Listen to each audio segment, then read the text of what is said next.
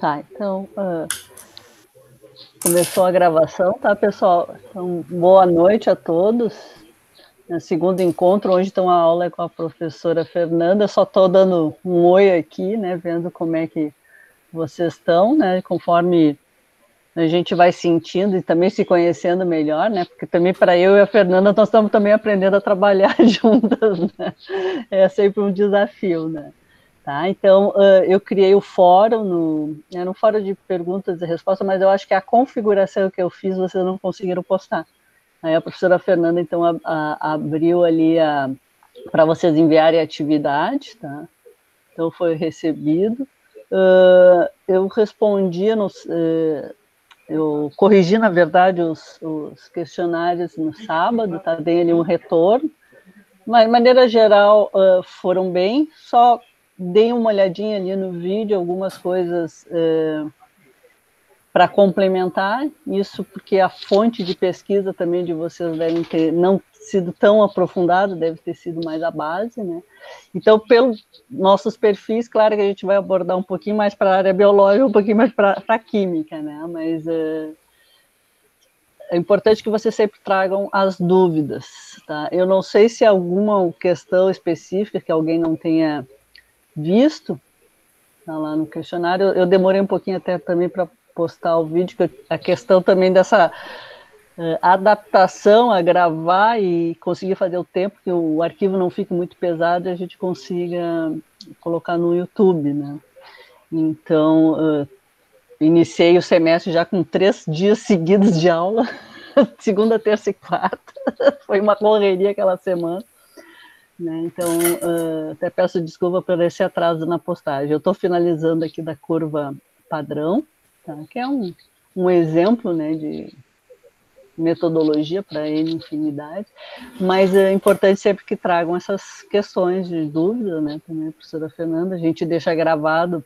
Essa aula eu não vou os acompanhar depois, até para aprender um pouquinho mais, né, na parte mais química, tá? Mas se vocês quiserem me escrever, depois eu posso deixar também meu contato aqui, meu WhatsApp, a Mayra que está solicitando. Importante que vocês sempre usem o e-mail institucional, tanto para acessar aqui quanto para os arquivos, tá? No Moodle, porque às vezes me chega, a quem é o organizador, chega o pedido de permissão pelo e-mail particular. Vocês tendo acesso pelo e-mail institucional, tá? A gente já deixa livre, né? Até porque essa questão de produção de material é importante que a gente mantenha dentro da instituição. Tá? Então, eu vou deixar o meu contato ali, se alguém quiser, tá? A Mayra que está pedindo, mas... Até porque entrar com um e-mail institucional nos ajuda muito, né? Por exemplo, a Gabriela vai agora fazer ali, vai sair, e eu fico com vocês, mas quem criou o ambiente foi ela. Então, se alguém de fora pedir permissão para entrar agora, aí eu não vou poder autorizar. E assim por diante, né? É bem interessante fazer sempre a mesma forma de trabalho.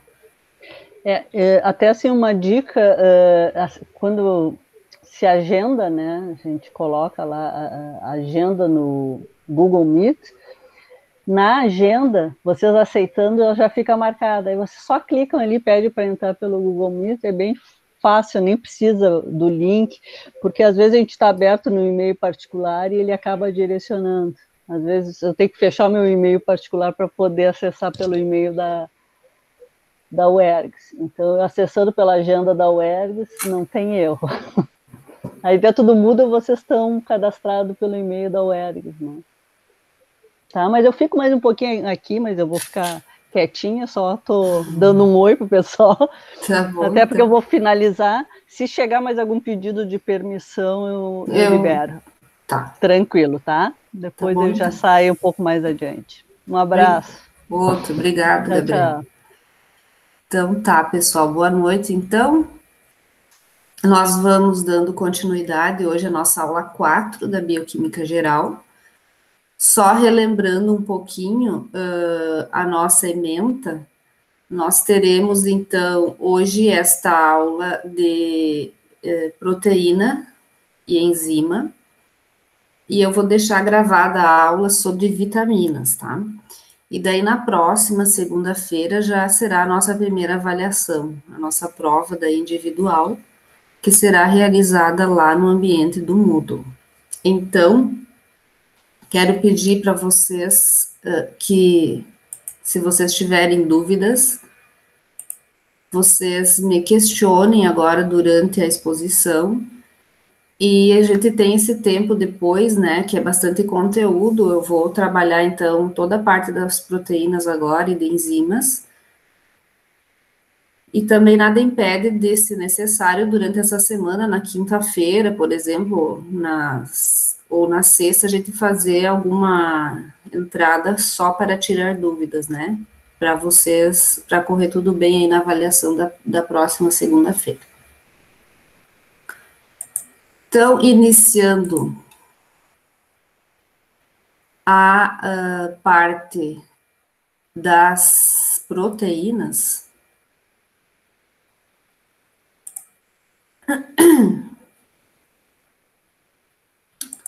eu vou abrir aqui o arquivo.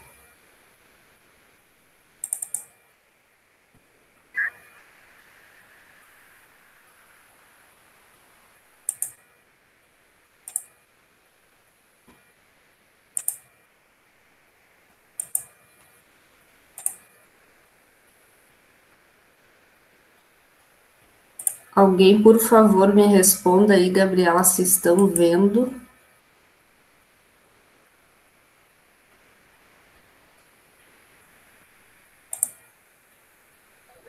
Para mim entrou aqui. Entrou? Ok. Sim. Tá. Então, tá bem. Vamos lá. Então, nós já vimos na aula gravada, né, que nós temos a formação dos ácidos nucleicos e nucleotídeos e depois dos aminoácidos. E que a união dos aminoácidos resultam, então, na formação dos peptídeos e polipeptídeos, e hoje nós vamos ver, então, a configuração, a conformação das proteínas. Então, nós vamos ver os níveis de estrutura dessas proteínas, os níveis, então, primário, secundário, terciário e quaternário. São as 4 estruturas químicas, né, ligações químicas que vão ocorrer para a formação da proteína propriamente dita. Então, a estrutura primária nada mais é que a sequência de aminoácidos existentes na molécula de uma proteína. É o nível de estrutura mais simples a partir de qual todos os outros derivam. Então, aqui nós estamos vendo que o aminoácido, né, com o seu carbono alfa, a cadeia lateral R, o grupo NH3, um hidrogênio e o grupo ácido carboxílico, né? Aqui nós vemos, então, a ligação peptídica entre o carbono e o nitrogênio e assim por diante. Essa cadeia, né, que vai se formando, então, de uma ligação de um aminoácido com outro, é que nós chamamos de estrutura primária. Essa estrutura primária, então, também é conhecida como colar de pérolas. Aqui nós vemos, então, que cada bolinha simboliza um tipo de aminoácido, e aqui está a letra de cada um desses aminoácidos. Então, eu fiz aqui para mostrar para vocês que cada aminoácido é uma bolinha dessas colorida e que vai aparecer de forma diferente, né, de acordo com a origem proteica, se é vegetal ou se é animal. O que muda de uma composição proteica para outra é o quê? Que tipo de aminoácido que vai formar, que está naquele colar de pérolas, e a sequência ou as combinações que esses aminoácidos vão ter, né? Então, muitos autores consideram o quê? Que até 20 aminoácidos sequenciais ligados entre eles, nós temos um polipeptídeo. A partir de 20, nós estamos falando, 20 a 50, nós estamos falando da proteína. Então, vejam bem, cada uma dessas bolinhas é um aminoácido, que vai fazer a ligação com outro aminoácido através da ligação peptídica. Toda vez que uma bolinha se liga a outra, ocorre o quê? Liberação de uma molécula de água, e quem liga aqui desse lado é o carbono do ácido carboxílico e do outro lado o nitrogênio do grupo amino. Então, esta é uma ligação covalente. Toda vez que ela ocorre, então, ocorre também a liberação de uma molécula de água.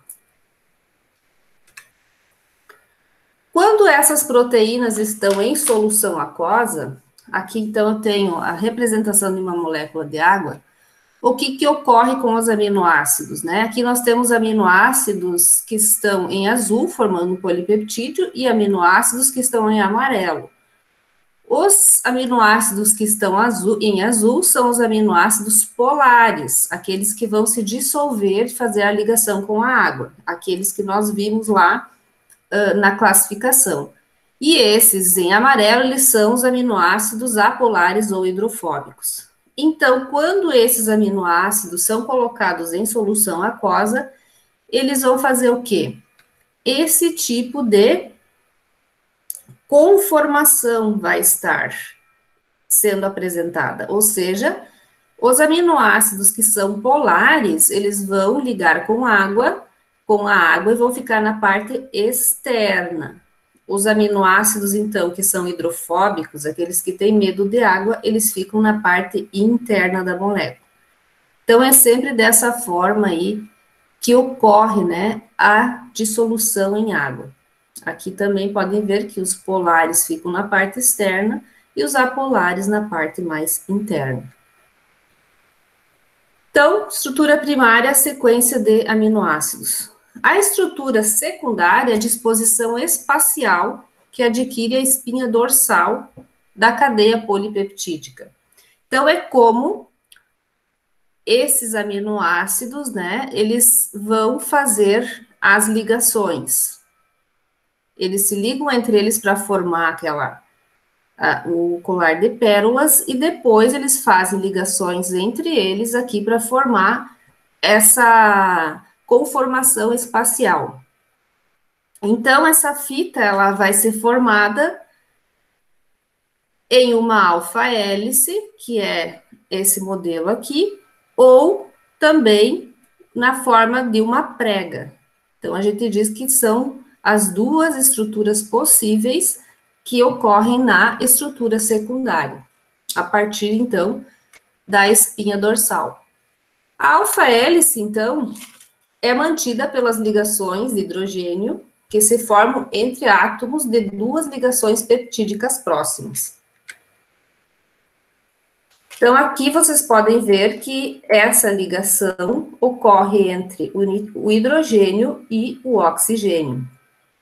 Esse aqui pertencendo a um aminoácido, esse aqui pertencendo a outro. Então, são ligações covalentes que ocorrem também, né, que formam a alfa-hélice ou a beta-preguiada. A folha beta-preguiada é mantida por ligações de hidrogênio que se dispõem perpendicularmente, tá, à espinha dorsal. Então, é dessa forma aqui. Eu tenho aqui também uma ligação de hidrogênio entre hidrogênio e o oxigênio. O grupo carboxílico do aminoácido aqui, o grupo amino do outro aminoácido, formando, então, uma ligação de hidrogênio que vai formando essa estrutura secundária da proteína. Então, a primária é a sequência de aminoácidos que se ligam entre si. A secundária já é uma ligação covalente também, uma ligação de hidrogênio, que ocorre com, né, o ácido carboxílico e o grupo amino de aminoácidos que estão próximos, formando, então, a estrutura em alfa-hélice ou a estrutura beta-preguiada. Na estrutura terciária, o que acontece? São as dobras, né, da estrutura da proteína provocadas, então, por interações dos radicais dos aminoácidos. Daqueles 20 aminoácidos lá que nós vimos, vocês devem lembrar que eles têm o quê? Radicais diferentes. o que vai diferenciar uma bolinha dessa, que simboliza um aminoácido, do outro, a diferença deles é a cadeia lateral, ou o grupo R, né? Que vai ser diferente para os 20 aminoácidos. Então, na estrutura terciária, nós temos o quê? A ligação química também dos radicais desses aminoácidos, as ligações entre eles, tá? E essas ligações, elas podem aparecer como ligações iônicas, né, entre um elemento positivo e outro negativo, onde um doa elétrons e outro recebe, através de ligações covalentes de hidrogênio, e também as ligações de sulfeto, né, que vão acontecer aí em toda a estrutura. Então, aqui é um resumo do quê? Das ligações que podem ocorrer, ligações básicas, ácidas, não polares, polares e pontes de sulfeto que ocorrem, então, entre os aminoácidos cisteína. Então, agora nós vamos ver cada uma dessas ligações que ocorrem na estrutura terciária. As iônicas, ou salinas, as ligações covalentes, as pontes de hidrogênio, as ligações hidrofóbicas e também a gente tem as ligações mais fracas, né, que são as forças de Van der Waals, ou também as chamadas ligações dipolo-dipolo, onde o átomo, né, ele forma um polo positivo e um polo negativo, que aparece e desaparece, são ligações químicas bem fracas. As ligações iônicas, então, ocorrem entre grupos eletricamente carregados e ocorre uma atração eletrostática entre grupamentos com cargas opostas. Então, aqui nós temos o aspartato, o ácido aspartico, né, o aminoácido, que ele é negativo. Ele tem o grupo ácido carboxílico aqui ionizado negativamente, e é ele, então, que faz a atração com o grupo amino do aminoácido lisina, né? Então, essa é chamada de ligação iônica. Então, são polos opostos, né? Um negativo e outro positivo. Ocorre, então, uma doação de elétrons de um para o outro, e eles mantêm a ligação. As ligações hidrofóbicas são estabelecidas, então, por quem? Se são hidrofóbicas, por aminoácidos que são apolares ou hidrofóbicos, né? Esses radicais, então, se aproximam, aqui eu tenho a leucina, essa cadeia carbônica dele, né? O radical é esse aqui, e a isoleucina, o radical é esse aqui. Então, ambos são o quê? Apolares. Não tem formação de polo positivo ou negativo. Então, a ligação que vai ocorrer aqui é entre o grupo CH3 e o outro grupo CH3, né? Chamada, então, de ligação hidrofóbica. Trata-se também de uma ligação covalente. Então, eles se aproximam, estabelecem essa ligação, e para fazer a ligação aqui, né, entre daí carbono e hidrogênio, tem que também ocorrer o quê? Uma saída da molécula de água. As pontes de hidrogênio, então, ou mais modernamente chamada de ligações de hidrogênio, eu particularmente gostava mais da denominação ponte de hidrogênio, mas enfim, o mais certo é falar ligações de hidrogênio. Ocorre, então, pela atração do átomo de hidrogênio, né, e outro elemento mais eletronegativo. Então, o outro elemento mais eletronegativo faz o quê? Consegue fazer a atração do único elétron que tem, né, do hidrogênio, e acaba fazendo esse compartilhamento. Para isso acontecer, ele tem que ser muito mais eletronegativo. Então, aqui no caso, o oxigênio, né? Então, os elementos mais eletronegativos da tabela periódica são os halogênios. Então, se vocês pegarem lá a tabela e verificarem isso, vocês vão ver que aqueles elementos lá são os que são mais eletronegativos.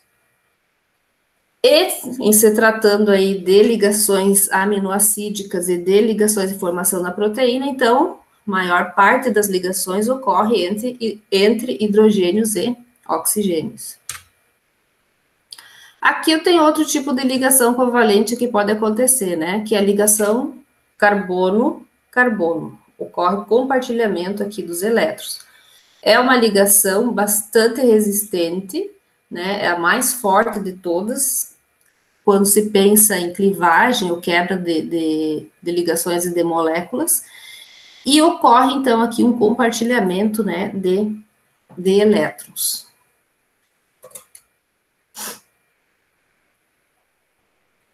Então, ali é a atração, né, dos átomos de carbono com os elétrons que estão soltos aqui, ó, como que isso vai ocorrer.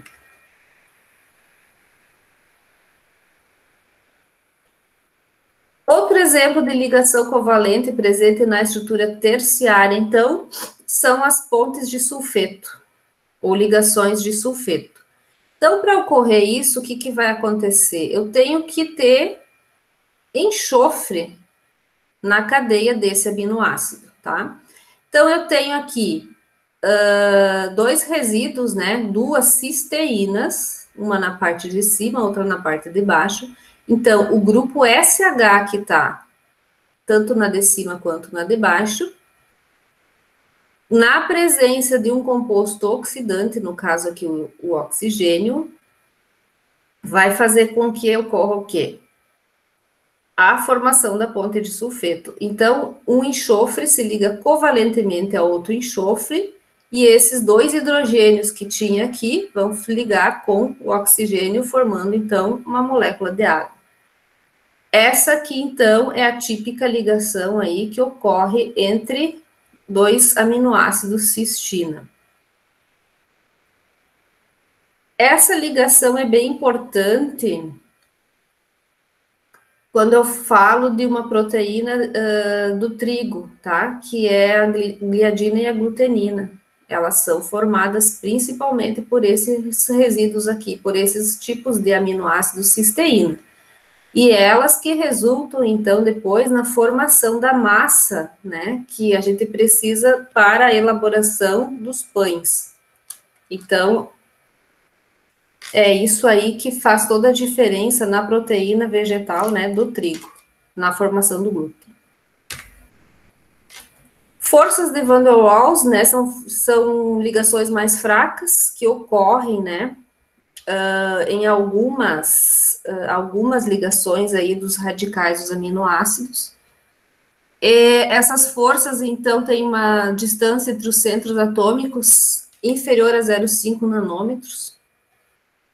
E a especificidade, né, dessas ligações surge quando um grande número desse tipo de ligação ocorre simultaneamente. Mas, então, elas não são, assim, as mais importantes. Elas ocorrem aí com alguns aminoácidos, com alguns dos radicais, mas não são tão relevantes. E a estrutura quaternária, então, nós vimos as três, são 4 que formam a proteína, refere-se, então, ao modo pelo qual 2 ou mais cadeias polipeptídicas interagem. Então, cada uma dessas cadeias apresenta os 3 níveis estruturais citados anteriormente, tá? É, então, mantida principalmente por ligações iônicas, outra vez ligações hidrogênio, e por ligações hidrofóbicas, ou apolares, tá? Então, assim, resumindo, né, eu tenho aqui os 20 aminoácidos, né, 20 aminoácidos. Então, primeiro forma o colar de pérolas, que é a estrutura primária. É a ligação entre um e outro desses aminoácidos. Na estrutura secundária, é como esse aminoácido vai ligar, também por ligação covalente, e formar o quê? Ou a alfa-hélice, que vai ficar nesse formato assim, ou a estrutura beta-preguiada, ou como se fosse uma prega, né? Que aí vai ficar dessa forma assim. Na estrutura terciária, é como esses, depois que eu formei essa alfa-hélice ou a beta-preguiada, é como esses radicais desses aminoácidos vão se interligar para manter essa estrutura. E a estrutura quaternária, então, ela só vai se formar quando eu tenho dois polipeptídeos, né? Que podem ter aminoácidos diferentes, e tem, né? Eles se interligam e formam várias combinações. Então, eu posso dizer que a proteína, ela é o quê? Forma primária, secundária, terciária de cada um desses peptídeos, né? Aqui. E a quaternária é o que, então? Depois que eu formei primária, secundária e terciária em cada um desses dois, é como esses dois se interligam, né? E essas ligações aqui, então, para formar a proteína dimérica, né, que é a que está aparecendo no slide de vocês aí, aqui ainda eu faço o quê? Essas estruturas fazem o quê? Ligações iônicas ou ligações de hidrogênio ou interações hidrofóbicas.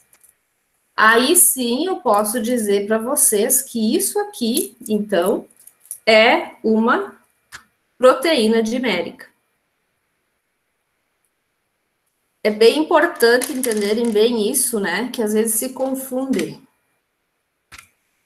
a proteína, as pessoas, ou, né, pode-se pensar que aqui eu já tenho a formação proteica. Aqui não, aqui eu tenho a formação de um polipeptídeo, tá?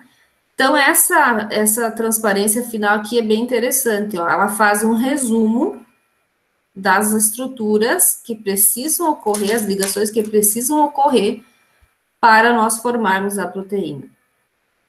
Então, a estrutura primária é a sequência dos aminoácidos. A estrutura secundária, então, é como espacialmente esses aminoácidos que já se interligaram vão se dispor, ou por uma alfa-hélice, ou por uma estrutura de prega,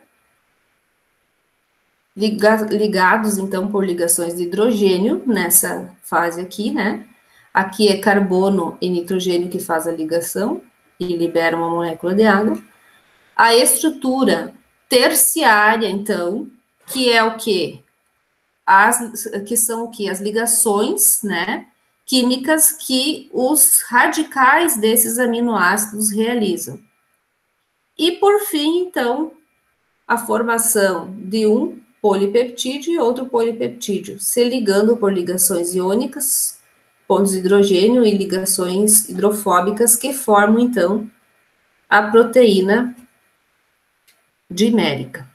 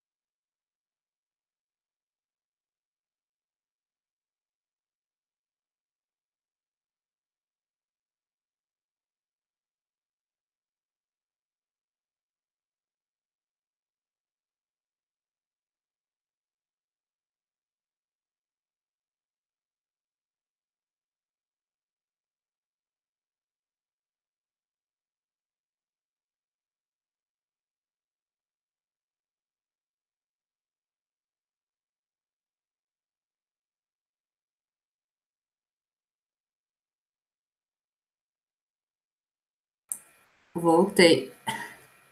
Eu fechei a apresentação e eu saí da reunião. Alguma dúvida, gente?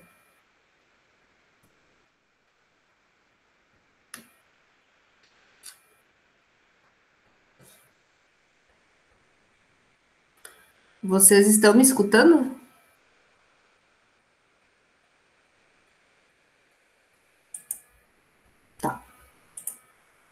Tudo tranquilo? Beleza.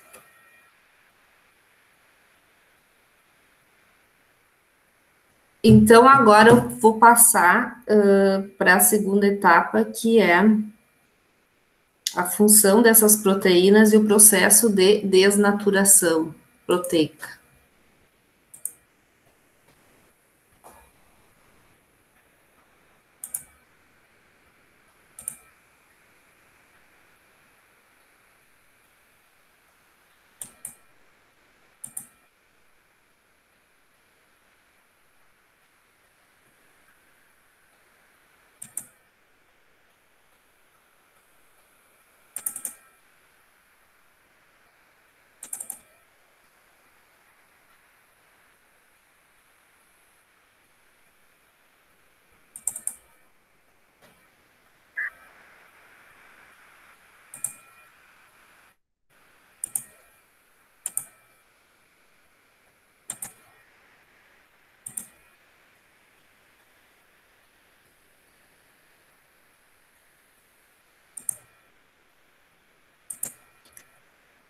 Então, continuando, as proteínas, né? Quais são as funções que elas exercem? E aí nós já vamos ver, então, a aplicação que elas têm aí na natureza e em todos os organismos, tá? O grupo geral das proteínas, então, elas vão ter as funções estruturais, elas garantem a estrutura, função motora, hormonal, função enzimática, que é uma das mais importantes, e nós vamos ver em sequência. São anticorpos, né? Nós estamos ouvindo falar muito aí agora dos imunoglobulinas, né? Imunoglobulina G, imunoglobulina M, proteínas de transporte, proteínas de reserva, nucleoproteínas de membrana, e assim por diante. Como, então, já lá no início eu falei, elas são, né, os componentes que têm maior quantidade na natureza. Então, as proteínas estruturais de sustentação dos tecidos, conjuntivo muscular, da pele, dos cabelos e das unhas. Então, nós temos o quê? A queratina, que está no cabelo, a elastina, o colágeno, que fazem parte da nossa pele. E elas se apresentam, então, aqui como numa forma tubular, né? Proteínas motoras, responsáveis, então, pelo transporte intracelular e pela motilidade do sistema contrátil muscular. Então, nós temos o quê? O movimento, né, de contração e distensão é resultante da ação, né, do funcionamento da actina e da miosina. Também, então, elas apresentam essa forma aqui tubular.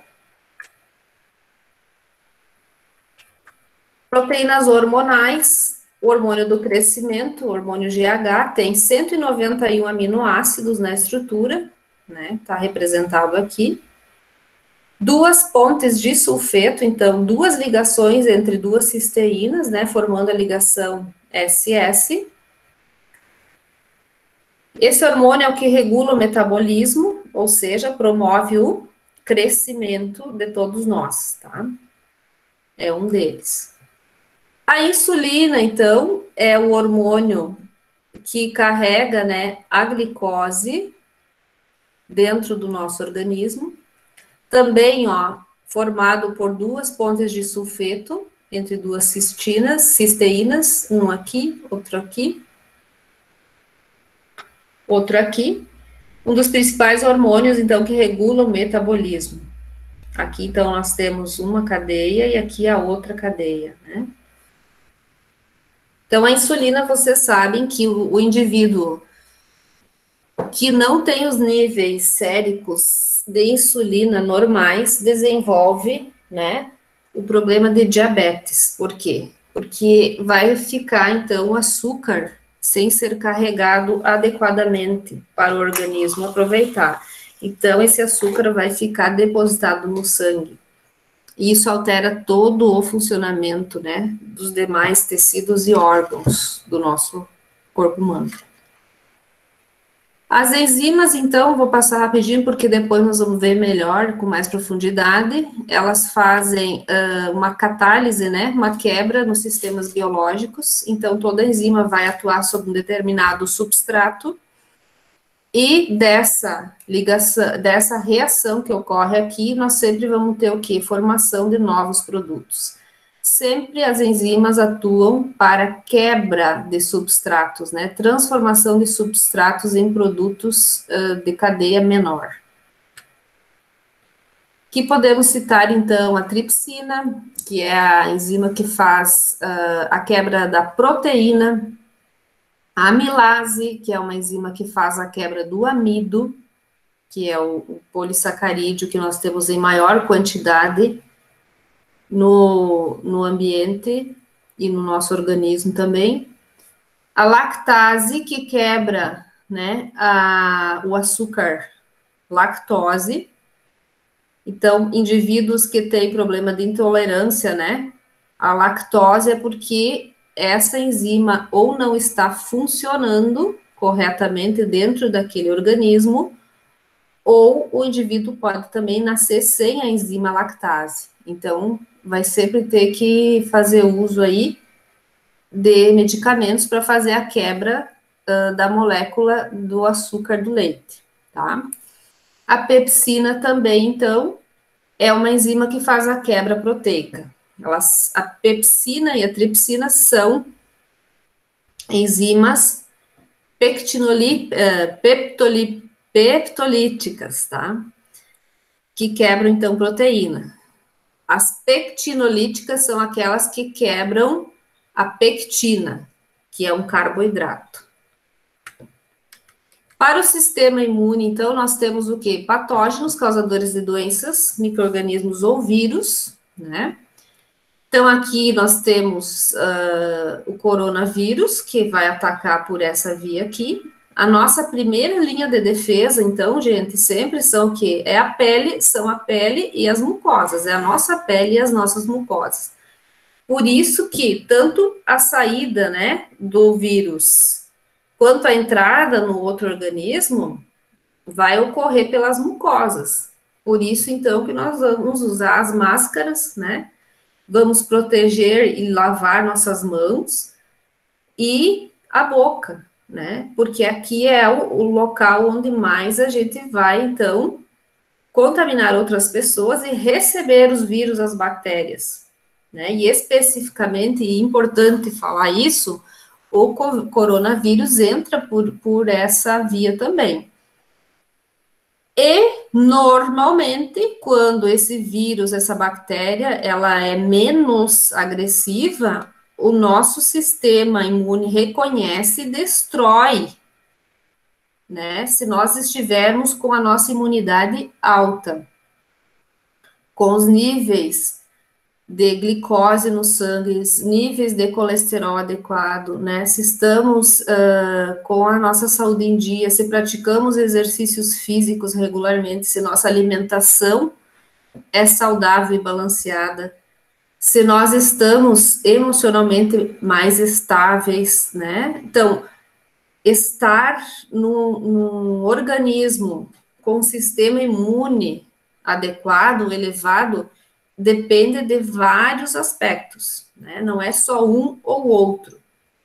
Mas se o indivíduo está de uma forma geral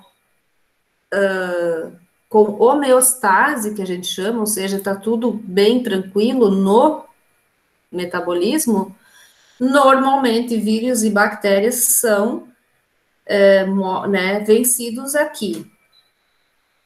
Assim que entra no organismo, nós já vamos ter os nossos soldados de defesa, que eu sempre chamo, que são os anticorpos, vão vencer esse agente externo, né, que entra para dentro do nosso corpo. E isso é garantido, então, também por moléculas que são proteínas. Então, a imunidade celular, os linfócitos T, né, eles protegem contra células infectadas por vírus, fungos, parasitas e tecidos estranhos. A imunidade humoral, os linfócitos B, eles são efetivos contra infecções bacterianas e fases extracelulares das infecções virais. E isso tudo, então, é mediado por um grupo de proteínas chamadas de anticorpos. Então, os anticorpos, ou também os sinônimos são as imunoglobulinas, têm função única de defesa e são muito importantes. Então, aqui nós temos a imunoglobulina G, a imunoglobulina A, D, M e E, né? Então, aqui tem um modelo, né? Aqui é um vírus, que pode ser qualquer tipo de vírus, e aqui estão, então, os nossos anticorpos, as imunoglobulinas. Elas conseguem, então, fazer o quê? Defender o nosso organismo, porque elas se ligam a esse vírus e inativam ele, e ele é eliminado do organismo.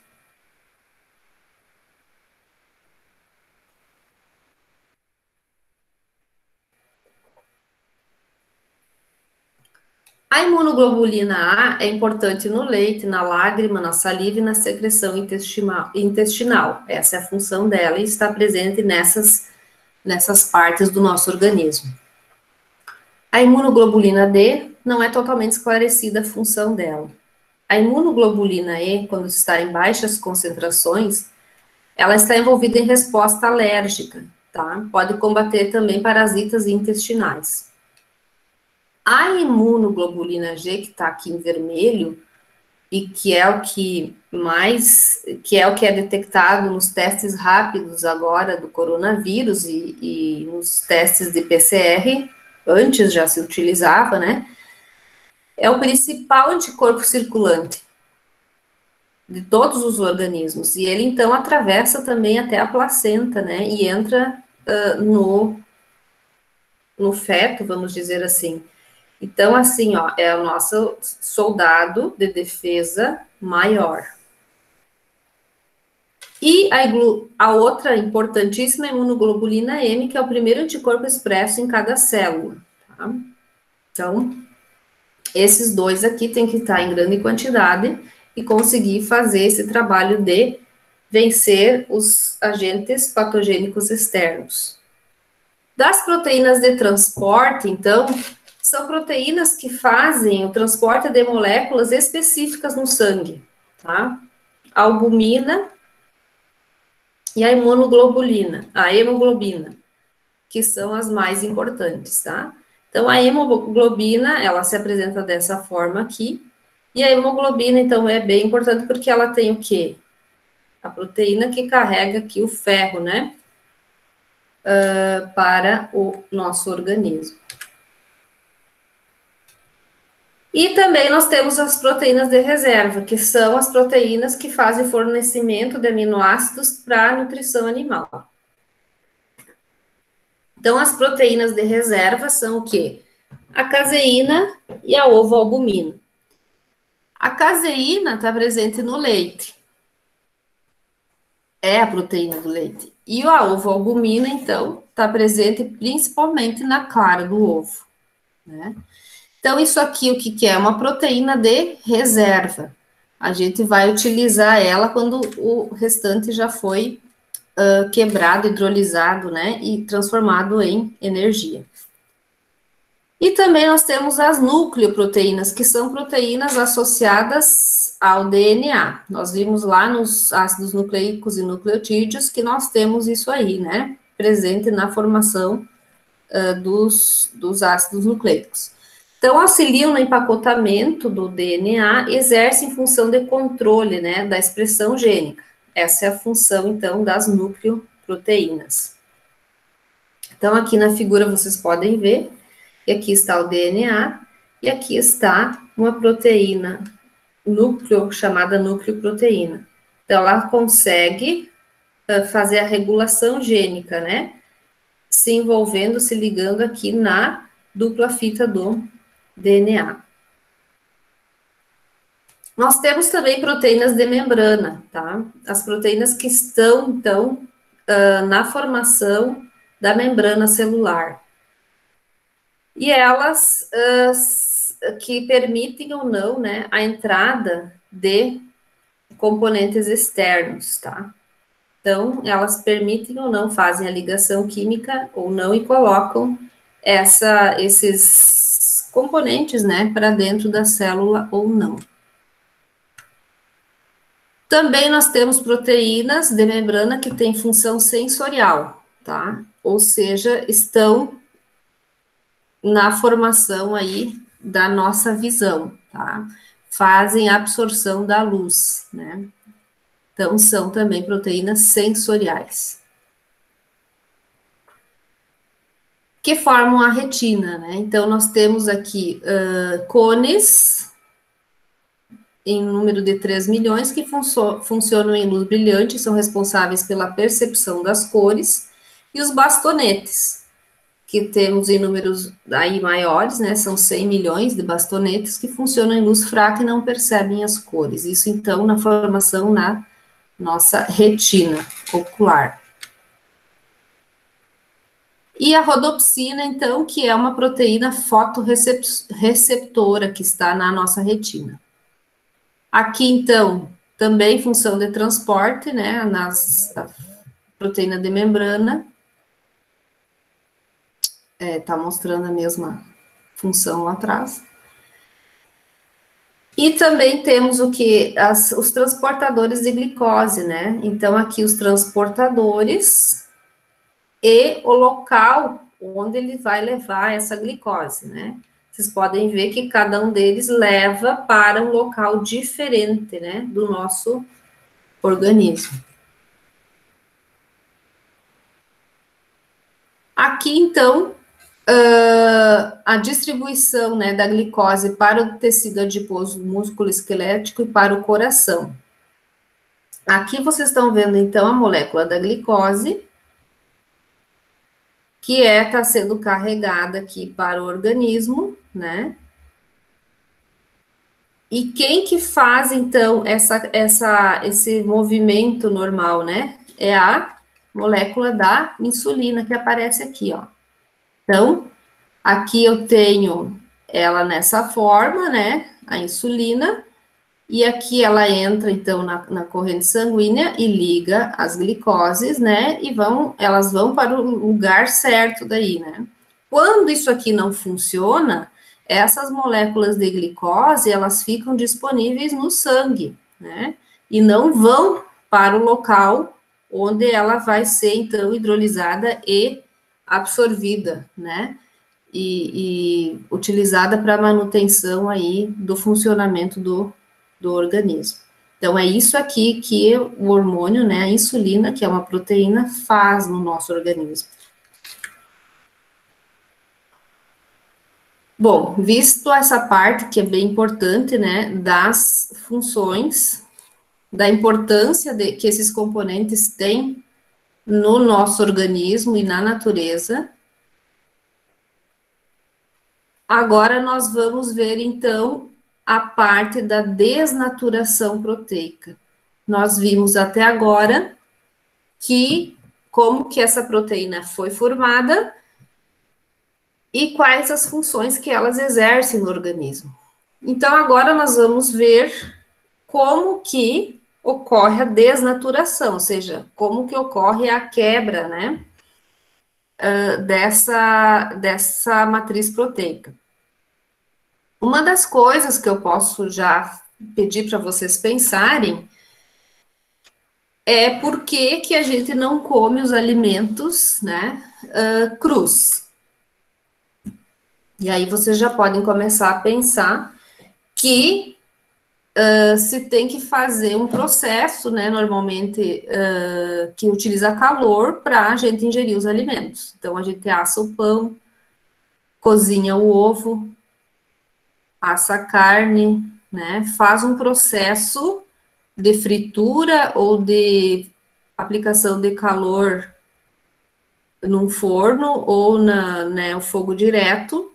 Então, a descoberta do fogo, né, pelo ser humano fez a nossa alimentação evoluir muito, né?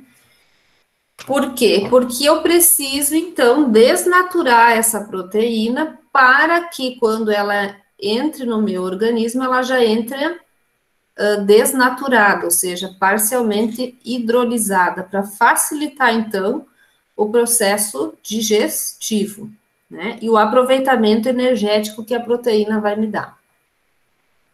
Então, a desnaturação, ela vai ocorrer por agentes desnaturantes, né? Que são, então, classificados em agentes desnaturantes físicos ou químicos, tá? E as alterações nessas propriedades dessa proteína, como que ela vai se comportar. Então, aqui eu tenho a proteína na forma nativa. Nós vimos lá, que tem que ter a estrutura primária, secundária, terciária e quaternária. Então, ela tá assim, né? Eu tenho 2 polipeptídeos ligados. A desnaturação proteica é a alteração dessa estrutura aqui, sem ruptura das ligações peptídicas, né? Eu vou romper as ligações que formaram essa minha proteína aqui, mas essa ligação peptídica, que é a ligação entre os aminoácidos, essa não será rompida, tá? Assim, então, eu vou ter a proteína desnaturada. E é essa proteína desnaturada que a gente vai ingerir depois. Eu posso ter como agentes desnaturantes processos físicos, né? Que daí, no caso aqui, é alteração da temperatura. E processos químicos de desnaturação, ácidos e bases fortes, utilização de detergentes, ureia e do mercaptoetanol, tá? Então, aqui eu tenho a proteína na forma nativa. Essa rosa, essa azul e essa cinza. Essas 3 aqui, então, estão na forma nativa. Aqui, então, eu vou usar um agente desnaturante, né? Que é o calor. O calor vai romper as ligações secundária, terciária e quaternária, e deixar essa proteína assim, na forma inativada. Já para essa proteína que aparece na cor azul aqui, o agente desnaturante é um detergente. Então, é um agente químico que vai fazer essa desnaturação, né? Aí vocês podem ver que também vai abrir a estrutura. E aqui está mostrando o quê? Que o detergente, ele é o quê? Uma substância apolar, né? Vai lá e liga com os radicais apolares dos aminoácidos. É dessa forma, então, que ocorre, né, a desnaturação ou denaturação da proteína pela ação do detergente, né? Uma ligação química, então, entre o quê? Os radicais dos aminoácidos e o detergente, que é uma substância apolar. Aqui eu tenho a desnaturação proteica provocada pela ureia. A ureia, então, também vai lá e faz uma ligação com os radicais dos aminoácidos, né? Só que no caso aqui, faz o quê? Uma ligação de hidrogênio. E aí consegue desnaturar, então, também essa proteína. Então, a desnaturação das proteínas por alteração do pH do meio, né? Vocês vão lembrar lá que o pH tem uma faixa que vai o neutro, pH 7, pH ácido, abaixo de 7, de 1 a 7, e o pH básico, que é de 7 até 14, né? Aqui, então, nós temos a demonstração da proteína, que está no meio dissolvido, né, em água, tá? Aqui eu tenho que o grupo amino que está ionizado positivamente. E aqui eu tenho o grupo ácido carboxílico que está ionizado negativamente.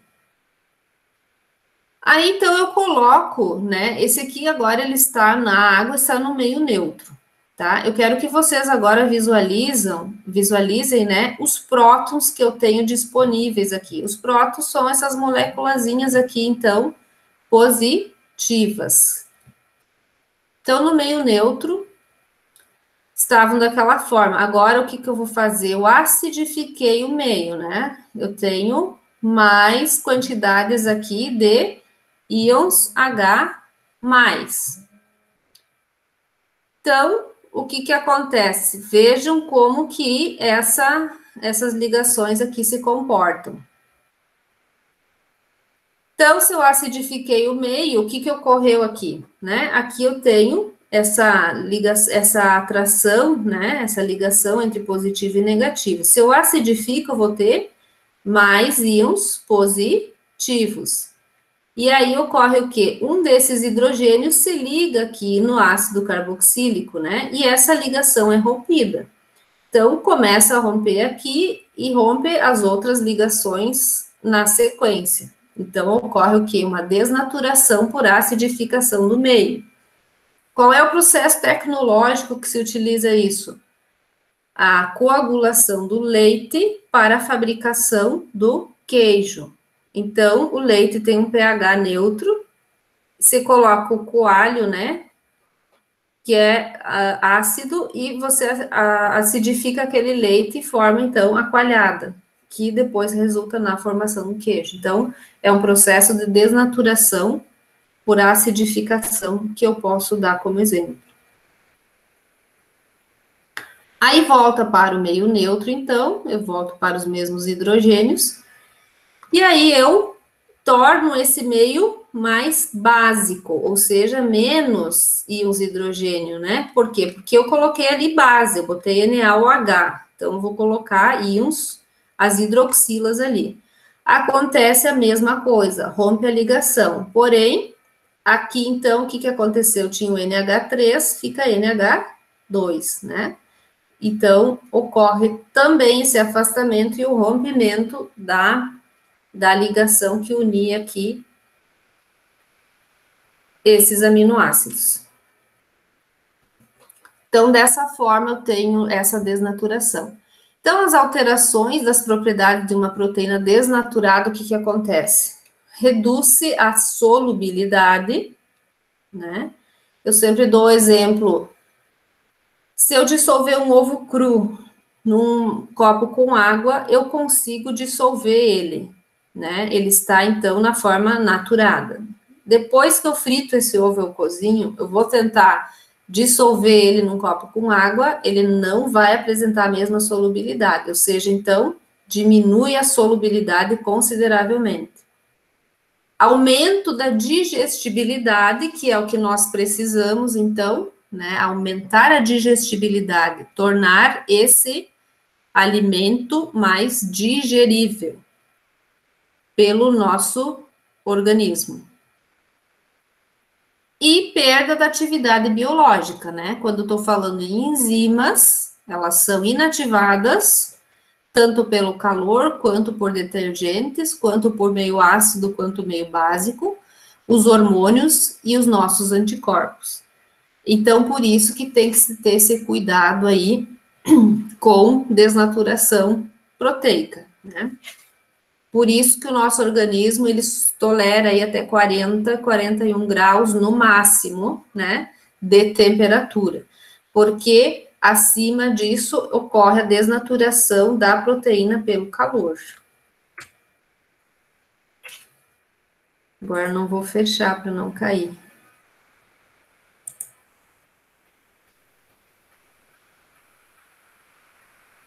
Tudo tranquilo, gente? Pode escrever aí também no chat, tá? Se tiverem alguma pergunta.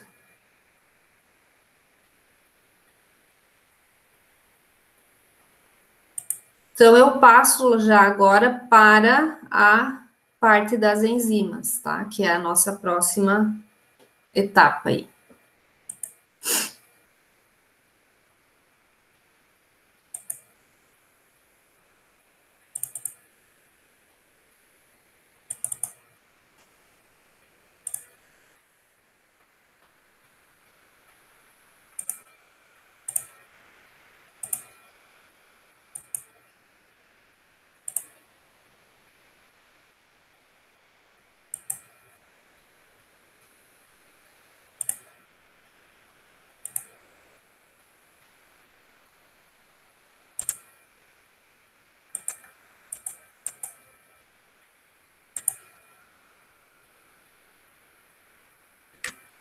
Então, as enzimas, né, são proteínas, e elas funcionam sempre como catalisadores das reações, né? É conhecido como um agente que afeta a velocidade das reações químicas sem aparecer entre os produtos finais dessa reação. A identificação, então, da existência de uma enzima que digeria a carne presente no falcão, né, foi o primeiro registro aí de ação enzimática. Pasteur, né, estudou profundamente a fermentação, dando origem ao termo fermento, para designar fatores oriundos de seres vivos capazes de fermentar a glicose.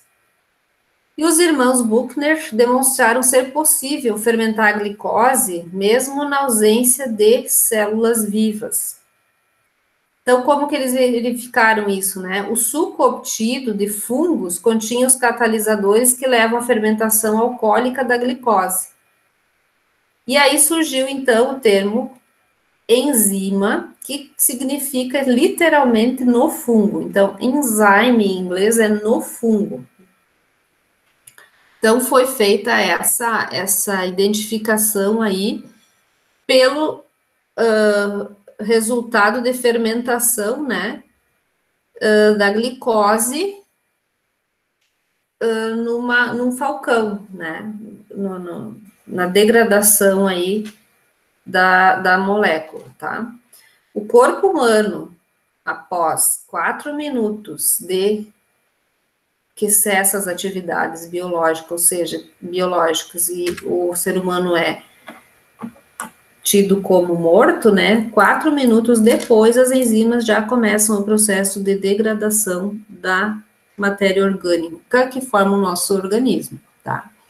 Então, morreu, dali 4 minutos começam as enzimas a nos degradar. Então, as enzimas, elas são as proteínas altamente especializadas e elas aceleram as reações químicas.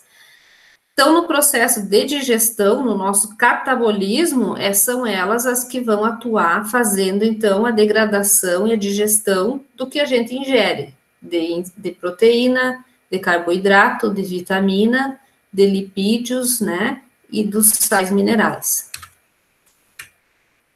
Então, as enzimas são catalisadoras das reações nos sistemas biológicos, elas têm grande eficiência catalítica, que elas são bastante específicas e trabalham muito bem. Elas têm alto grau de especificidade pelos substratos, né? Elas são específicas sobre quem elas vão quebrar, né? Hidrolisar. E elas funcionam, né? Em soluções aquosas, têm que estar dissolvidas em água, porque se elas não estiverem dissolvidas em água, elas não trabalham.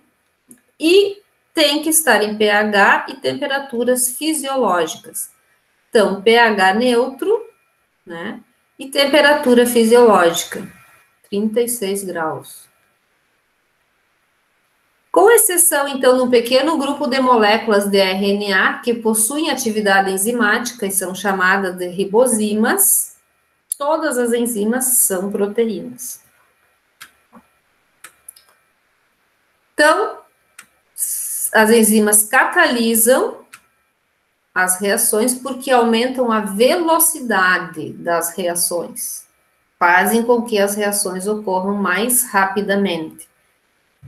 Atuam, como que elas fazem, né, essas enzimas trabalharem mais rapidamente? Diminuindo a energia de ativação.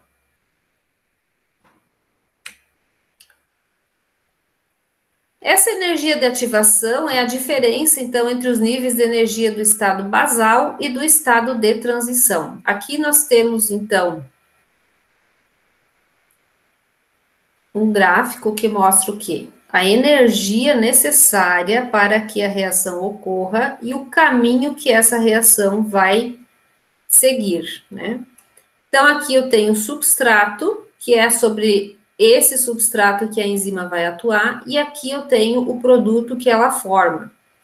Então, aqui, ó, se eu tenho uma energia de ativação sem a enzima, que é esse azul aqui, ó, a energia necessária para iniciar uma reação química é muito mais alta do que a energia necessária com a enzima presente.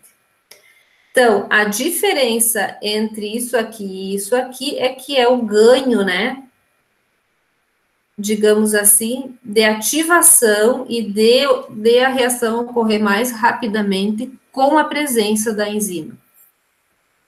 Sem a enzima, essa reação ocorreria da mesma forma, mas olha o tempo a mais que demoraria, né, para ocorrer.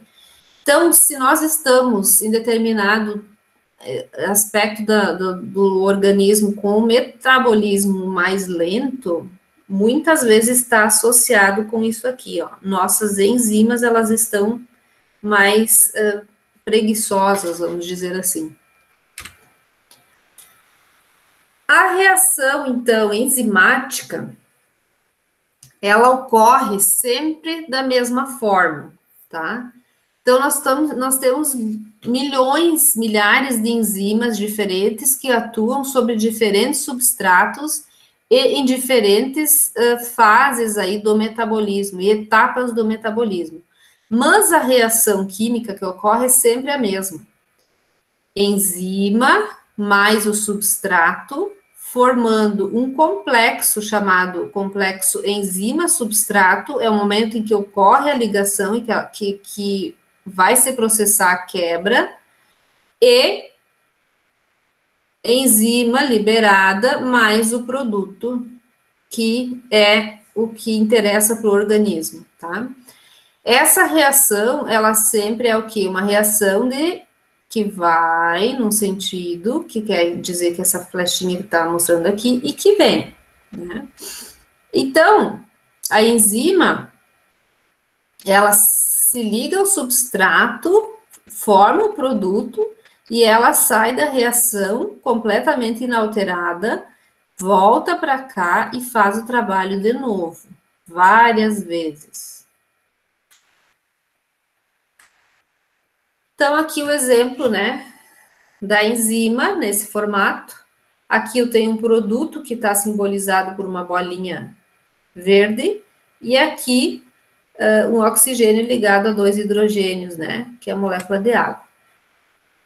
Então, o substrato se liga ao sítio ativo da enzima. Existe um lugar na enzima, que é uma proteína, que tem aquelas 4 estruturas que nós já estudamos, um lugar específico nessa enzima, que é chamado de sítio ativo ou centro ativo, que é onde ocorre a ligação química entre a enzima e o substrato.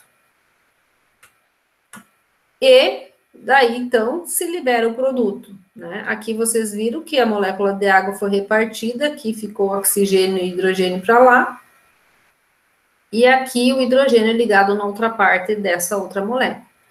E a enzima fica livre novamente para fazer outras ligações, né? Outras ligações de novo com o mesmo substrato, né? Mas daí um substrato novo. Ela está sempre trabalhando assim. Em uma via metabólica, então, que daí já é um processo, que é a parte que vocês vão ver depois, como que a glicose é degradada, como que a proteína é degradada, como que o lipídio é degradado. Então, é chamado de via metabólica. Então, vocês podem ver aqui que eu tenho uma enzima, que o centro ativo dela é quadrado, né, para simbolizar que é um tipo de ligação que vai fazer. A outra enzima é arredondada, e essa aqui tem essa outra forma. Então, na via metabólica, eu tenho um substrato inicial e a enzima 1. Então, esse substrato inicial, essa enzima 1 vai quebrar e liberar um produto aí com 2 partes, né? Uma dessas partes aqui é o trabalho da enzima 2, né? Pegar, quebrar e transformar em outros 2 produtos. Que vai ser o trabalho da enzima 3 aqui, né? Então, um substrato aqui vai ser transformado em produto, que serve como substrato aqui, produto, essa enzima 3 pega o substrato e transforma, então, nos produtos finais, tá? Isso vai acontecer aí em todas as vias metabólicas. Então, a atuação das enzimas sobre os substratos forma esse complexo. Nesse sítio ativo, ou centro ativo, ocorrem, então, dois tipos de ligações químicas, né? Diferentes. Uma chamada modelo chave-fechadura e a outra o encaixe induzido, né? Então, nós vamos ver agora como que ocorre isso no centro ativo da enzima. E o final, então, é a liberação do produto mais a enzima inalterada. E essa enzima inalterada volta aqui e faz esse trabalho aqui várias vezes. Então, dos dois modelos propostos, nós temos o modelo chave-fechadura e encaixe induzido. O modelo chave-fechadura, então, aqui nós temos o substrato, que tem essa forma, a enzima tem essa outra forma, mas aqui, ó, o encaixe tem que ter o mesmo formato da enzima para o substrato. E aí, então, nós vamos ver o que aqui? A formação de duas ligações covalentes, né? Aqui uma ligação de hidrogênio entre o oxigênio e o hidrogênio, então o hidrogênio da enzima e o oxigênio do substrato. E esse outro lado aqui, uma ligação do hidrogênio com o nitrogênio, também outra ligação de hidrogênio, mas no caso aqui com o grupo amino, né? Então, é essa ligação aqui entre o negativo e o positivo que faz o encaixe, né? Entre o substrato e a enzima. Isso aqui, então, é o centro ativo, é onde ocorrem as ligações, né? Então, ocorre essa ligação química, e aí, esse substrato é quebrado nessa ligação e transformado em produto. Aqui, então, o modelo do encaixe induzido, né? O substrato tem essa forma aqui, né? E aqui ele tem uma polaridade positiva e negativa. E a enzima tem esse formato aqui. Então, a enzima, ela atrai, né, esse substrato e ocorre aqui a ligação entre o positivo e o negativo, entre o positivo e o negativo. Então, é um encaixe induzido, né? A enzima, ela induz, né, a forma para fazer essa ligação com o substrato. A mesma coisa, o exemplo aqui de baixo, né? São dois exemplos aí do encaixe induzido. Esse centro catalítico, sítio ativo, ou centro ativo, né? É a região da molécula enzimática que participa da reação com o substrato. Esse centro ativo pode, então, possuir também componentes que são não proteicos, né? Os chamados cofatores. E também possui, né, nesse centro catalítico, aminoácidos auxiliares e aminoácidos de contato, para fazer essas ligações. E agora, então, nós vamos ver quais são as propriedades dessas enzimas, né? Já sabemos que elas catalisam as reações, né?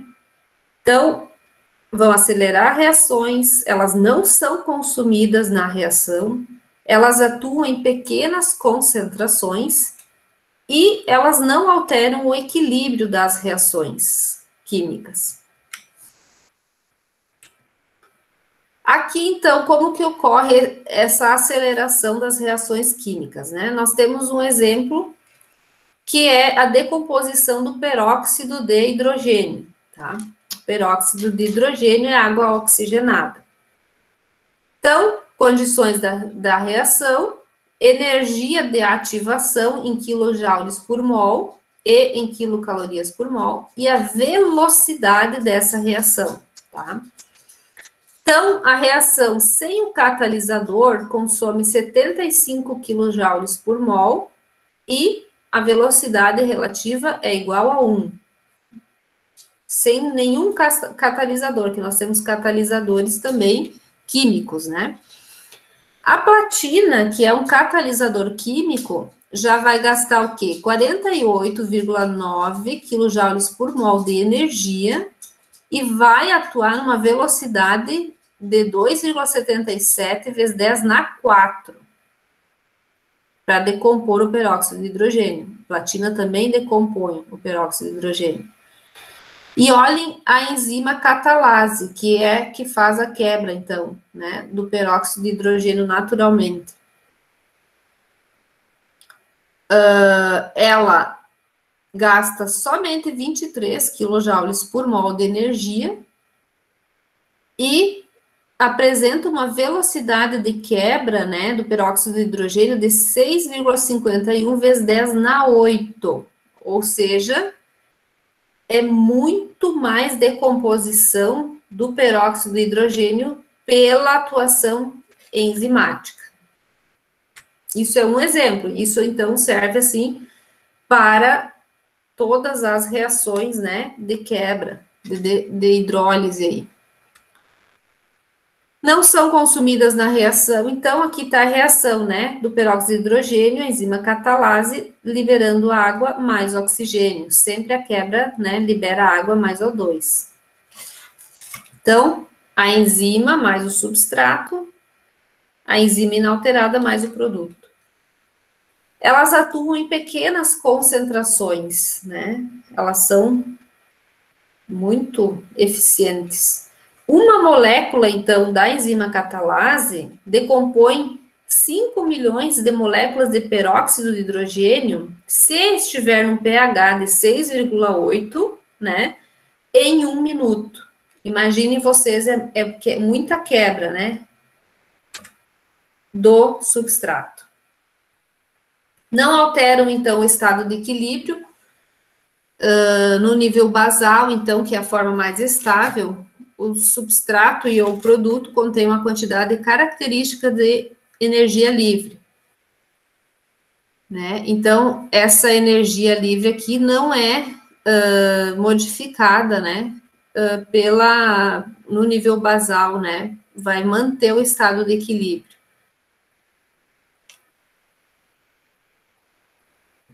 E agora, então, quais são os fatores, né, que vão alterar essa velocidade nessas reações enzimáticas, né? Então, quanto mais enzimas, concentração das enzimas, quanto mais enzimas eu tiver, mais reação vai ter. Concentração dos substratos,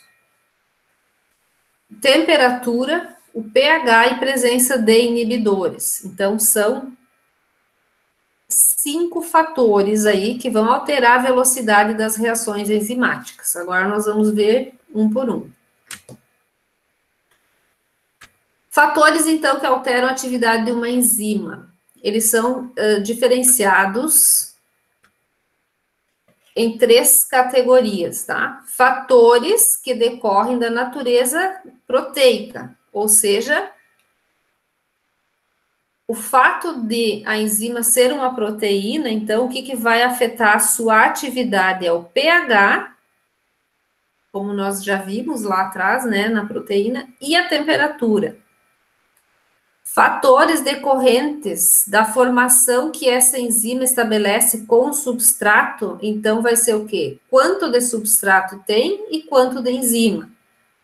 E, por final, a presença de inibidores, são compostos, né, específicos, né, orgânicos que impedem, ou podem ser também inorgânicos, que impedem a atuação dessas enzimas. Primeiros deles, então, nós vamos ver o pH, né, como que o pH do meio influencia a atividade enzimática. Se eu mantiver fixas as condições de temperatura, então, de 36 graus no máximo, concentração de substrato ok e de enzima ok, a velocidade da reação em função do pH vai ser como cada uma das enzimas tem um pH ótimo de atuação. Então, sempre aqui em cima, ó, eu tenho o máximo de reação, né? Onde eu tenho maior quebra catalítica, a maior formação de produtos. O pH ótimo, então, varia para diferentes enzimas. Tem algumas enzimas que funcionam muito bem no pH ácido, pH 4,5 aqui, e outras que funcionam bem no pH básico, pH de 9,5. Então, nós temos enzimas que são mais eficientes em pH ácido e outras que são mais eficientes em pH alcalino. A maioria delas funciona melhor no pH fisiológico, que é o pH 7. Então, aqui nós temos como exemplo a fosfatase ácida e a fosfatase alcalina. Fosfatase aqui quebra, né, moléculas que tenham fosfato. Mantidas fixas, agora a temperatura, né? As condições, está no pH ótimo da enzima, a concentração de substrato está ok e a concentração da enzima também. Então, nós temos o quê? A velocidade da formação de produtos pela temperatura. Então, aqui, a 4 graus, 5 graus, eu tenho início, né, da atividade enzimática. Vai aumentando à medida que aumenta a temperatura, e eu tenho meu ótimo aqui, mais ou menos a 36 graus. Depois dessa temperatura, 40 graus, digamos aqui, 41, eu começo o quê? A ter desnaturação proteica, e aí a velocidade da enzima cai, ou seja, ocorre um processo de desnaturação, tá? Então, a temperatura ótima vai ficar aqui, ó, né? A gente colocar aqui, dá 40 graus, né? Máximo. Mas aqui, assim, eu já tenho grande atividade enzimática, né? Acima dessa temperatura aqui, eu tenho o quê? Desnaturação enzimática, desnaturação térmica e queda na velocidade da formação de produto, então. Agora, então, a influência que exerce o quê? A velocidade da reação enzimática na formação do complexo enzima-substrato, né? Então, se eu tenho mantidas fixas as condições de temperatura e pH, eu tenho a concentração de substrato em excesso, quanto mais enzima eu colocar aqui, mais velocidade eu terei de formação de produto. Então, vejam que aqui aumenta bastante a velocidade da formação de produtos à medida que eu aumento a concentração de enzimas. Se eu tenho, então, substrato à vontade, quanto mais enzima eu tiver ali, mais produtos eu vou fazer. Influência agora da concentração de substrato sobre a atividade enzimática. Então, eu tenho temperatura ótima, pH ótimo, concentração ótima de enzima. E aí, eu tenho a concentração do substrato. Aqui muda um pouquinho. No começo, eu tenho o quê? Uma cinética de primeira ordem. Quanto a enzima estiver atuando sobre o determinado substrato, eu vou ter aumento da velocidade da formação de produtos. E aí, eu entro num platô aqui de cinética de ordem zero, que é o quê? Se eu não tenho, vou ter substrato em excesso, eu não tenho enzima catalítica mais o suficiente, eu não vou ter formação de produto. Então, eu tenho uma estabilização.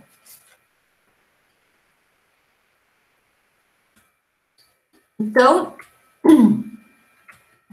aqui mostra bem, né, essa relação. Quando eu tenho baixa concentração de substrato, que é essa bolinha S, eu tenho aqui 4 enzimas, cada uma delas tem um centro ativo para fazer a ligação e formar produtos. Então, se eu tenho um espaço aqui, eu tenho um substrato, eu vou formar 2 produtos. Então, é proporcional. Se eu tenho 3/4 de saturação do centro ativo da enzima, ou seja, de 4 lugares que eu tenho disponíveis para ligar, eu tenho ligação em 3 deles, eu vou ter formação de 6 produtos. Se eu tenho 100% de saturação, 4 substratos e 4 locais para fazer a ligação no centro ativo das enzimas, eu vou ter formação de 8 produtos. Agora, se eu colocar mais substratos, né? Ao invés de 4, eu coloco 8, igual eu só vou ter local aqui para fazer 4 hidrólises. Então, a liberação, formação de produtos vai ser o quê? Os mesmos 8, né? E eu tenho o quê? Um excesso de substrato. Então, a partir desse momento, eu tenho a cinética de ordem zero, ou seja, a velocidade da reação independe da concentração do substrato.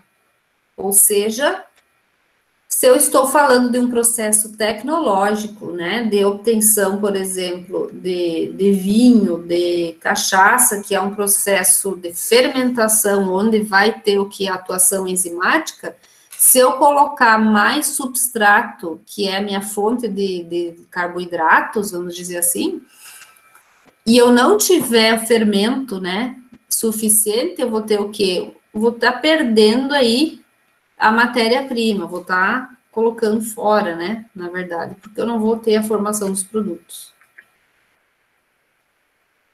Então, quando a formação do produto é proporcional à concentração do substrato, então eu tenho uma reação de primeira ordem. Quando essa velocidade da reação independe dessa concentração do substrato, a reação é de ordem zero, ou seja, ela estabiliza.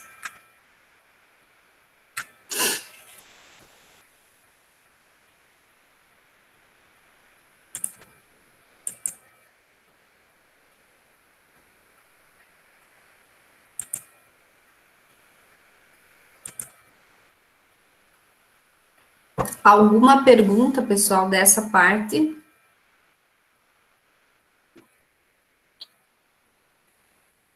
Eu vou disponibilizar para vocês lá no ambiente do Moodle um questionário também, assim como vocês responderam de carboidratos, tá?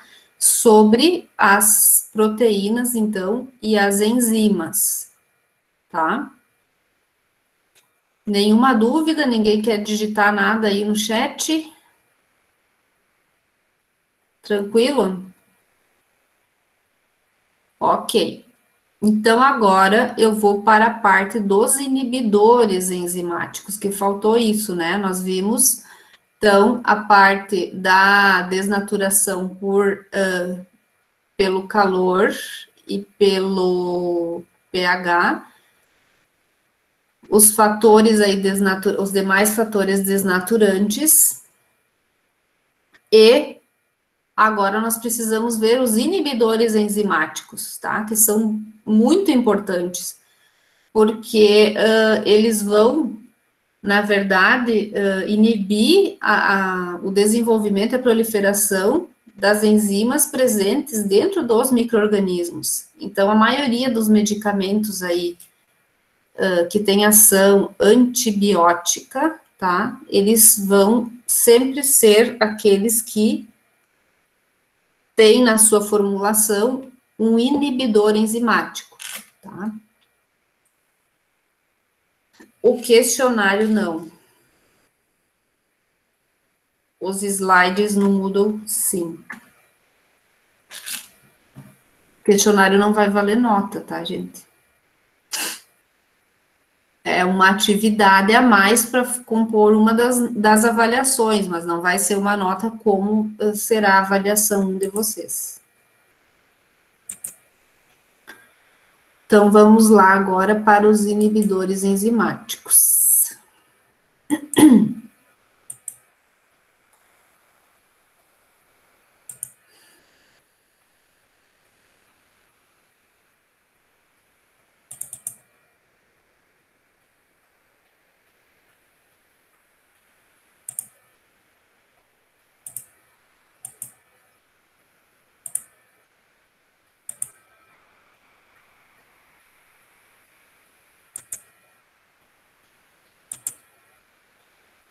Então, para fechar, né, o modo de inibição aí das enzimas, nós vamos ver esses inibidores, o que eles fazem, né? Então, como eu já falei, a inibição enzimática, ela é bem importante. Então, nós temos dois tipos, tá? O inibidor inespecífico é quando o inibidor diminui a atividade de todas as enzimas. E aí nós podemos citar, então, os agentes desnaturantes e os inibidores específicos. O inibidor diminui a atividade de uma única enzima ou de um grupo restrito de enzimas. Esses inibidores específicos, eles podem ser irreversíveis e também podem ser reversíveis. A inibição enzimática irreversível, o inibidor se combina com um grupo funcional, ou seja, vai lá e liga no centro ativo da enzima. Lá onde a enzima faz a ligação com o substrato, através das ligações químicas que ocorrem lá, e essa enzima quebra esse substrato, o inibidor vai se ligar. Então, se liga a enzima formando um complexo estável. Forma-se uma ligação covalente, então, entre o inibidor e a enzima. Então, uma inibição enzimática irreversível é a inibição da enzima ciclooxigenase pelo acetilsalicilato. Tá? O ácido acetilsalicílico ou o acetilsalicilato são a mesma coisa, tá? Só que o acetilsalicilato está na forma de sal e o ácido acetilsalicílico é um ácido orgânico, mas o efeito é o mesmo. E isso faz o quê? Está na composição da aspirina, tá? Então, vocês podem ver aqui que eu tenho a aspirina aqui e tem esse grupamento aqui, né? C-OCH3. Na forma ativa, então, o que que acontece? A ciclooxigenase, né, é uma enzima na forma ativa. Aqui, essa enzima, ciclooxigenase, vai se ligar com essa partezinha aqui do ácido acetilsalicílico, ou da aspirina. Essa ligação covalente que ocorre aqui entre a enzima e o medicamento faz o quê? Libera o íon salicilato e inativa a enzima, tá? E o que que ocorre, então? A ciclooxigenase, que é uma enzima, ela faz a síntese dos compostos chamados prostaglandinas. As prostaglandinas, elas são, então, proteínas que dão origem, o que? A sensação de dor. Estão envolvidas aqui em processos de inflamação e, consequentemente, nos dão a sensação de dor no organismo. Por isso que quando a gente toma uma aspirina, estas prostaglandinas não serão mais formadas, tá? Por quê? Porque a aspirina se liga, né? Essa parte aqui da molécula se liga com a enzima. E isso aqui, essa síntese é interrompida, tá? E aí nós não temos dor. Se esse processo inflamatório, ele é leve, né? Você não sente a dor e os nossos as nossas imunoglobulinas, os nossos linfócitos, né, que atuam no organismo, conseguem eliminar, né, esse processo. Aí, o que que acontece? Toma só aspirina, tu não tem mais dor, e se o teu sistema imunológico está bem, as imunoglobulinas G e M, então, eliminam, né, esse processo inflamatório, e aí passa a dor e passa o problema. Quando é algo mais grave, que você tem aí a formação de inflamação bacteriana, que é, né, mais séria e tal, era mais séria até vir o coronavírus, né?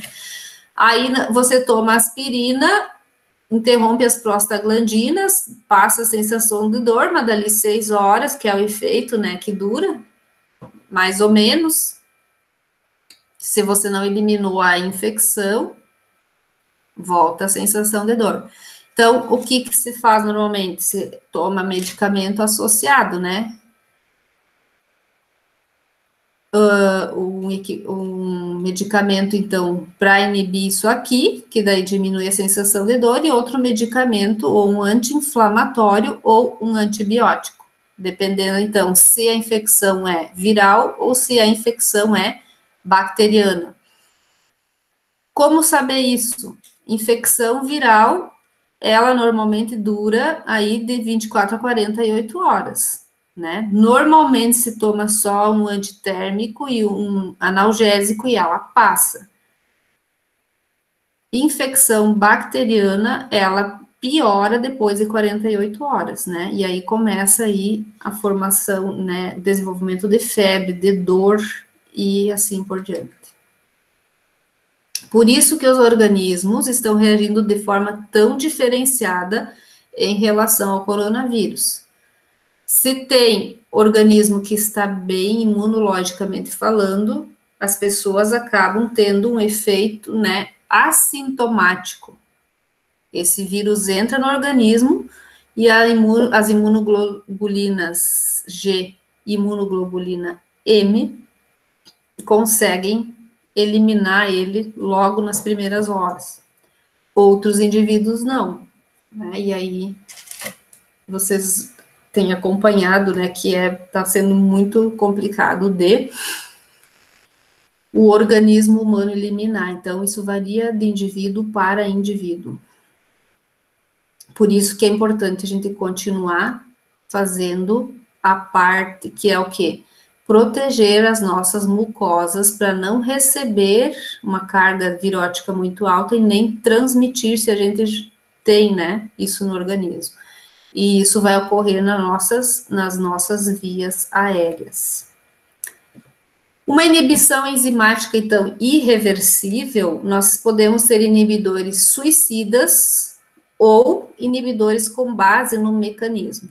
Os compostos, em geral, então, pouco reativos até se ligarem à enzima.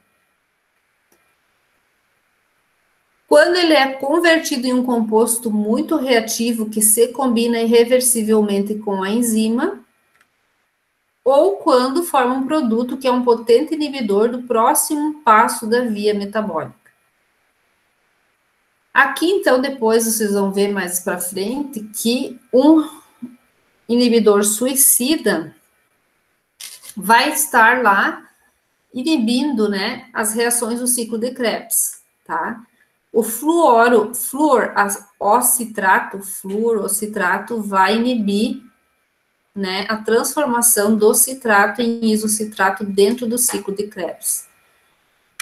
O ciclo de Krebs é uma via metabólica que está aí envolvida na decomposição, né, e produção de ATP, da glicose e dos outros componentes.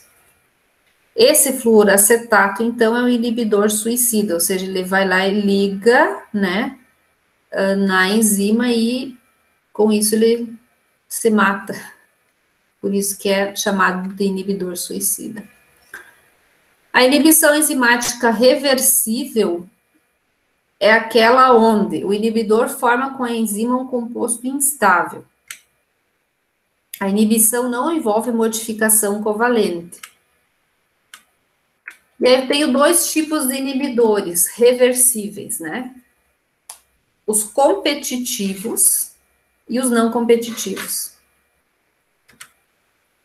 O competitivo, ele tem uma estrutura semelhante à do substrato, e ele se liga no sítio ativo, no centro ativo da enzima. Então, essa reação, ao invés de ocorrer enzima mais o substrato, complexo enzima-substrato, liberação de produto da enzima, o inibidor entra aqui, ó, ele se liga na enzima e forma um complexo enzima e inibidor. Consequentemente, não tem formação de produto e a enzima não fica inalterada, né? Então, o inibidor é um metido que vai lá e se liga na enzima. Então, a enzima tem esse formato aqui, e aqui está o centro ativo da enzima, né? Por outro lado, aqui está o substrato com o qual ela faria, né, essa ligação. Porém, tem um inibidor no caminho. E essa enzima, então, como ela enxerga esse substrato de frente aqui, ela não sabe quem é substrato e quem é inibidor, né? Então, ela faz, na verdade, uma escolha errada, né? Ela acha que o inibidor é o substrato e faz a ligação com o inibidor. E aí, dá esse tipo de problema, né? Então, uma enzima com o sítio ativo, né? Se ela ligar com o inibidor competitivo, nada vai acontecer, mas se ela ligar com o substrato, ela vai formar os produtos, né? E assim por diante. Às vezes ela pode, ora ligar substrato, ora o inibidor, porque o inibidor, ele é reversível, ele vai lá e liga e sai, deixa ela atuar, e, na verdade ele atrapalha a vida, né, da enzima e do organismo daí. Então, na presença do inibidor competitivo, diminui a afinidade da enzima pelo substrato, né, mas a reação ocorre igual. O aumento na concentração de substrato é necessário para que a enzima funcione normalmente, então tem que ter mais substrato disponível. E isso ocorre, então, o que? O aumento, né, da constante da enzima. A terapia com drogas, né, utiliza conceitos de inibição enzimática. Então, drogas projetadas para inibir, drogas aqui no sentido de medicamentos, né, projetadas para inibir uma enzima específica, que vai, então, resultar nos antimetabólitos. Então, antivirais, né, que se toma, antibacterianos, antitumorais, vão funcionar, a maioria deles, nesse princípio aí. Então, aqui eu tenho o exemplo de um antibiótico, né, a sulfanilamida, que é o antibiótico mais simples, tá?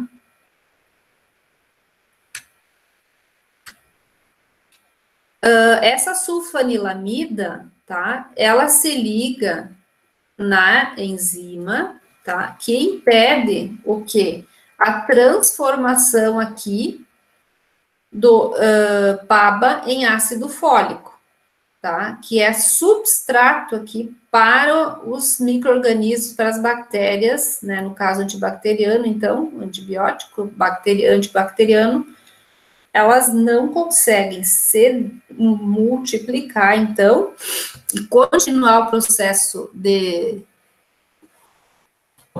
inflamação, porque vai faltar o ácido fólico, que é um tipo de vitamina, que depois nós vamos estudar, tá? Então, sem esse ácido fólico, a bactéria não tem alimento para continuar causando a infecção. Então, quem que faz isso? Esse antibiótico, essa sulfanilamida, se liga ao dihidropteroato sintetase bacteriana, que é a enzima. O inibidor não competitivo, ele não se liga no centro ativo da enzima, tá? O que que ele faz? Ele se liga com a enzima, forma enzima e inibidor mais substrato. Enzima, inibidor, substrato, inibidor. Então, ele faz isso aqui, é diferente do competitivo, tá? Então, aqui, a enzima se liga ao substrato, né? E o inibidor se mete aqui, ó, nessa parte e se liga no substrato e na enzima. O inibidor não tem semelhança estrutural com o substrato, não se liga no sítio ativo, aumento da concentração de substrato não diminui a inibição, e a constante de velocidade da enzima não se altera, tá? Ele não é competitivo, mas ele é enfiado, vamos dizer assim, tá? Ele não se disfarça de substrato, mas ele se liga aqui, né? Então, ele é mais difícil ainda de ser percebido e anulado. E aí, então, quem são esses inibidores não competitivos, né? Os metais pesados. Um exemplo é o chumbo. Tá?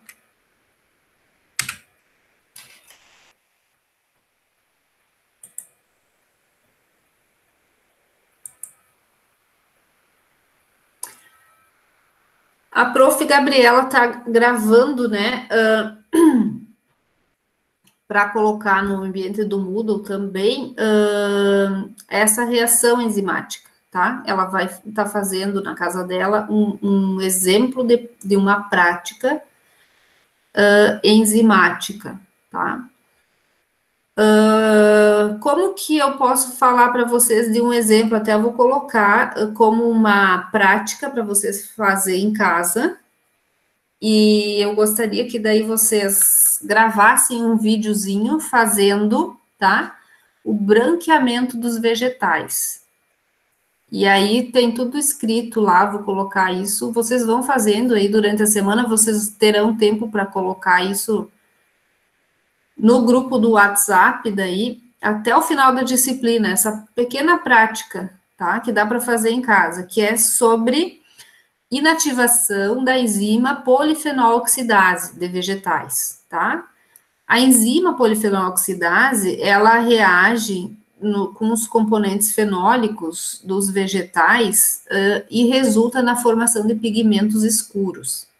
Então, ela é responsável aí pela formação daquela camada, né, mais escurinha da cenoura, se você picar ou deixar a cenoura ralada exposta, do limão, do milho, da couve-flor, de vários vegetais.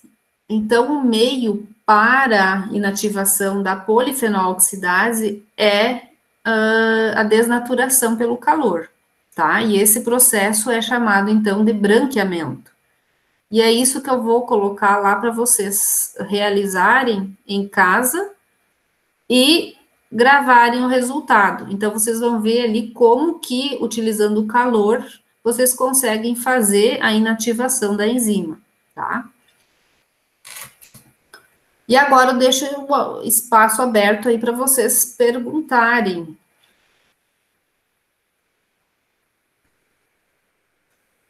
Se quiserem também tirar alguma dúvida sobre os carboidratos, eu posso ajudar vocês, tá? Se vocês acharem que tá tudo ok, eu coloco as atividades lá. Vou gravar daí a aula de vitaminas para colocar no ambiente do Moodle, que a aula, então, de vitaminas seria no sábado de manhã. Então, como nós combinamos no início, essa aula de vitaminas será gravada, né? Só que eu vou disponibilizar ela só no sábado. Talvez eu consiga disponibilizar antes. Eu acho que eu vou, né, colocar ela até para dar tempo de vocês estudarem para a avaliação da segunda-feira. Eu vou gravar ela até quinta-feira e coloco lá. E aí, se houver uma necessidade aí de nós fazermos uma revisão antes de vocês fazerem a avaliação na segunda-feira, aí nós abrimos um espaço aí para vocês tirarem dúvidas e tal. O conteúdo dessa primeira avaliação, então, é isso que vocês viram até agora, né? Que eu acho que deve estar tranquilo. O Rodrigo disse aqui que não tem nenhuma dúvida. Os slides, esses outros que eu não coloquei ainda, vou colocar agora no espaço do Moodle e já vou, então, também disponibilizar a aula gravada, né, de hoje. O que é só da prova, Maria? A prova é tudo, né? Carboidratos, as proteínas, os nucleotídeos, os aminoácidos, as proteínas e as enzimas, tá? É bastante conteúdo mesmo, tem que ir estudando. Há dúvidas de como será? Tranquila, só estudar. Só estudar e fazer as atividades, bem tranquilo. Certo, gente? Então, agradeço a atenção de todos. Muito obrigado pela presença. E qualquer dúvida, tem o WhatsApp também que vocês podem tirar as dúvidas, tá? Um abraço para vocês, boa semana, bom trabalho e até a próxima.